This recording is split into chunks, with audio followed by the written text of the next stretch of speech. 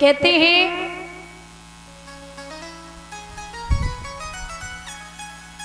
कि यहां जब रुक्मिणी की मां ने देखा रुक्मिणी गुड्डा और गुड़ियों का खेल खेल रही है, तो अपने महाराज को बुलाया और एक बात कही है कि हे महाराज, आपको पता है बेटी जो है वो शादी के योग्य हो गई है, उसके लिए कोई लड़का देखो।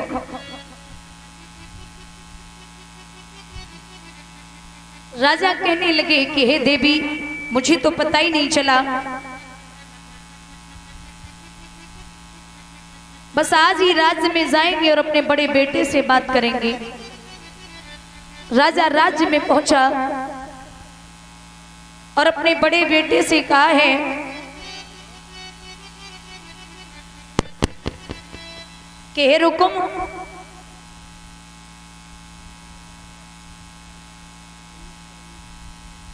तुझे पता है कि तेरी बहन शादी के योग्य हो गई है।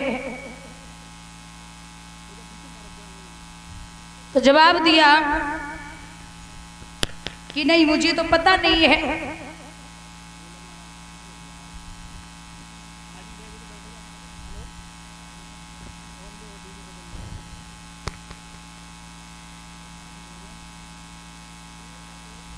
उसके लिए कोई लड़का देखो। रुकुम कहने लगा, महाराज बहन शादी के योग्य है? बोले हाँ, हमारी नजर में एक लड़का है। कौन है? शिशुपाल। कहने लगे शिशुपाल का मतलब है शिशु माने बच्चा और पाल माने पालन करने वाला। महाराज आपको एक बात बता दें परीक्षित, ये जो शिशुपाल था ये भगवान कन्हैया की बुआ का बेटा था। जब ये पैदा हुआ था तो इसके कई अंग थे, लेकिन इसे वरदान लगा था कि जिसे देख करके इसके अंग विलुप्त हो जाएं, समझ लेना उसी के हाथों इसकी मौत होगी। तो कृष्ण को देखा, अंग जो थे वो विलुप्त हो गए। अब बुआ रोने लगी, बोली कि मेरे बेटे की मौत कन्हैया के हाथों होगी।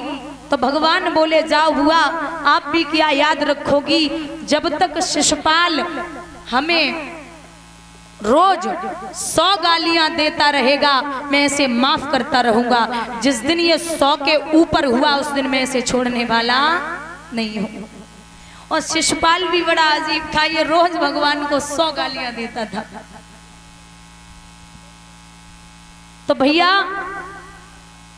कहने लगे हैं भीष्मक कि मैं सोच रहा था मेरी लाड़ो की शादी भगवान कन्हैया के साथ में हो। रुकुम कहने लगे मेरे सामने अरे बबुला, और ये चालें नहीं चल पाएंगी, जो ये शादी पक्की होगी तो तलवारें चल जाएंगी। ये शादी नहीं हो सकती। पता भी है कृष्ण कहाँ पैदा हुआ, कहाँ गया, कहाँ पला बड़ा, माखन चुरा चुरा के खाया, वो मेरी बहन को क्या पालेगा। अरे धन है, दौलत है, शिशुपाल के पास सब कुछ है,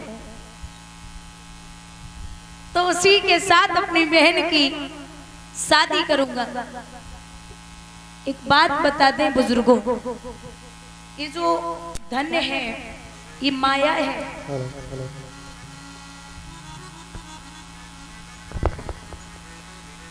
यहाँ हम और आप ऐसे फंसे हैं। एक व्यक्ति, ध्यान देना श्रोताओं, एक व्यक्ति घर से निकला धन लेके और पोटली उसने सर पे रखी और जा रहा था, तो जंगल का रास्ता था। अब वो जंगल के रास्ते को पार कर रहा था। उसने विचार किया कि ऐसा न हो मेरे पीछे चोर लग जाएं, ये सारा धन लूट ले। तो चलता जा रहा था जंगल के रास्ते पर, अच्छा, आप लोग जानते हैं ये जब गर्मी पड़ती है तो वृक्ष से जब पत्ते गिरते हैं और जमीन पे जब गिर जाते हैं तो वो सूख जाते हैं। आप उन पे पैर रखोगे तो आवाज आएगी। वो व्यक्ति जा रहा था, वो पैर रख रहा था पत्तों पर, तो पत्तों से आवाज आ रही थी। पहले तो वो अकेला जा रहा था, अचानक पीछे निगाह पहुंची तो और पैरों की आवाज आ रही थी। उसके पीछे 5 चोर लग गए। जब 5 चोर लगे तो वो विचार करने लगा कि अब तो निश्चित हो गया कि ये धन जो है ये चोर लूट ले जाएंगे, लेकिन जब तक मैं जीवित हूं, जब तक मेरे हाथ पैर चलेंगे, मैं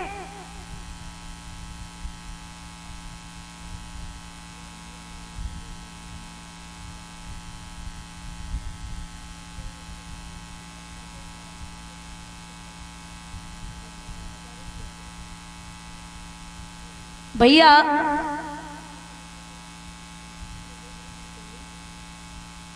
हुआ ऐसा, जब उस व्यक्ति के पीछे 5 चोर लग गए तो वो वहां से भागने लगा। जितनी जल्दी वो चल रहा है उससे कई ज्यादा जल्दी वो चोर चल रहे। अंधेरा था, आगे जाकर के उसकी निगाह पहुंची एक बरगद का पेड़, और उस बरगद के पेड़ के नीचे था कुआं। यहाँ बुजुर्ग बैठे हैं, दादा, जो पुराने बरगद के पेड़ होते थे उन पे जटाएं लटकती थी, तो और अब भी जो बरगद के पेड़ हैं उन पे जटाएं लटकी होती हैं।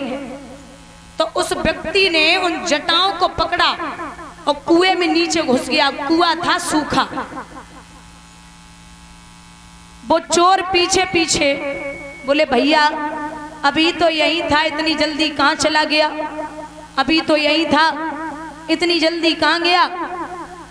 लेकिन वो बेचारा भाग के आया था तो उसके सांसों की आवाज ऊपर तक आ रही थी। जब सांसों की आवाज ऊपर तक आ रही थी तो जो चोर बैठे थे पार पे, उन्होंने जवाब दिया, भैया काहे को चिंता कर रहे हो, ये कहीं नहीं गया, यही है, ये अभी नहीं तो 1 घंटे बाद निकलेगा, जाएगा कहां? जितना भी धन है लूट लेंगे। अब वो व्यक्ति परेशान है। थोड़ी देर के बाद महाराज उसने विचार किया कि मेरे हाथ दर्द कर रहे हैं तो मैं नीचे कुएं में उतर जाता हूं। जैसे ही नीचे कुएं में उतरने की उसने युक्ति बनाई तो नीचे निगाह पहुंची, एक काला सर्प उस कुएं में घूम रहा है। एक काला सर्प उस कुएं में घूम रहा है।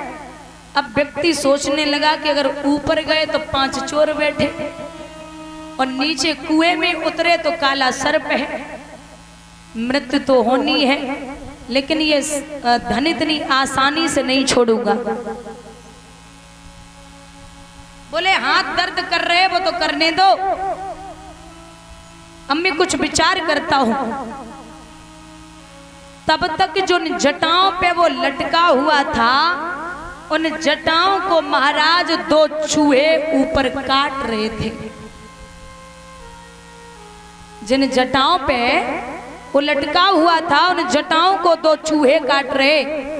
अब वो व्यक्ति विचार करने लगा कि निश्चित है मेरी मौत को कोई नहीं रोक सकता, आज मेरी मौत भगवान ने लिख कर के भेजी है, लेकिन मैं इतनी आसानी से धन नहीं दूंगा। भैया कुआं के ऊपर 5 चोर, नीचे उतरे अगर वो व्यक्ति तो काला सर्प, ऊपर जटाएं जो हैं उनको 2 चूहे काट रहे, अब मौत तो होनी है। तब तक उसने क्या देखा कि मुंह खुला था, सांस ले रहा था, ऊपर से एक बूंद उसकी जिह्वा पर गिरी।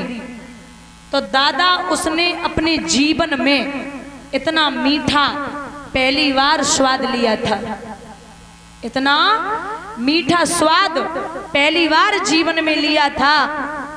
अब वो ये विचार कर रहा है कि ये बूंद कहाँ से आ रही। 5 चोर भी भूल गया, सर्प भी भूल गया, जो पोटली थी उसे भी भूल गया, और वो चूहे थे उनको भी भूल गया। अब वो ये सोच रहा है कि जब बूंद कहाँ से आ रही, एक और मिल जाए। ये बूंद कहाँ से आ रही, एक और मिल जाए।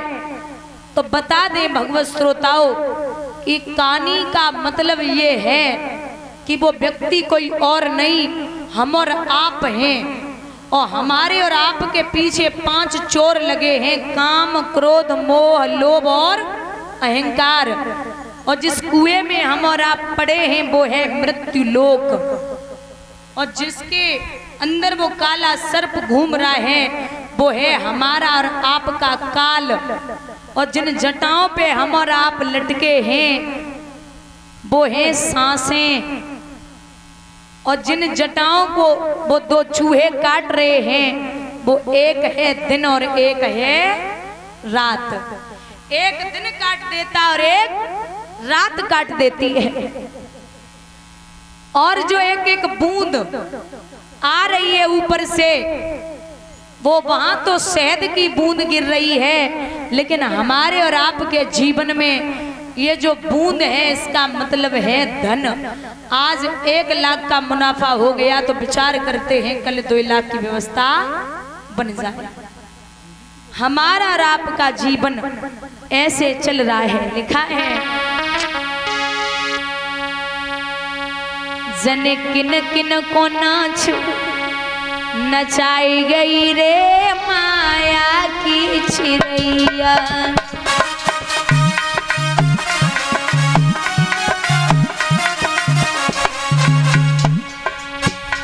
जन किन